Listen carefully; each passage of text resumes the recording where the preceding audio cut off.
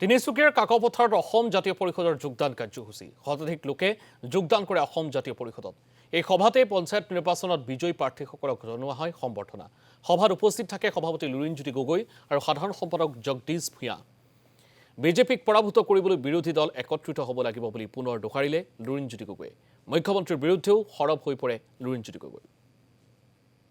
আজি যোগদান কাৰ্যসূচীত ভাৰতীয় জনতা পাৰ্টিকে ধৰি কেইবাটাও ৰাজনৈতিক দলৰ বিভিন্ন দলৰ কৰ্মকৰ্তা, আনকি আগতে বিজেপি দলৰ পৰা ৱাৰ্ডৰ সদস্য হোৱা, ৱাৰ্ড মেম্বাৰ হোৱা আৰু আন দায় দায়িত্বত লোৱা ব্যক্তিও আজি যোগদান কৰিছে।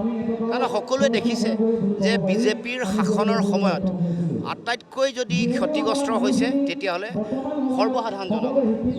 যিবোৰ পুঁজিপতি গোষ্ঠী আছে, বনিয়া গোষ্ঠী আছে বা ব্যৱসায়িক গোষ্ঠী আছে, তেওঁলোকৰ লাভ হৈছে, তেওঁলোকে মুনাফা লাভ কৰিব পাৰিছে। কিন্তু সাধাৰণ জনগণ, ই কৃষকেই হওক, বনুৱাই হওক, শ্ৰমিকেই হওক, তেওঁ ক্ষুদ্ৰ ব্যৱসায়ীয়ে হওক, ঠিকাদাৰেই হওক, তেওঁলোকৰ জীৱন আৰু জীৱিকা এটা ভয়াৱহ পৰিৱেশ সৃষ্টি হৈছে।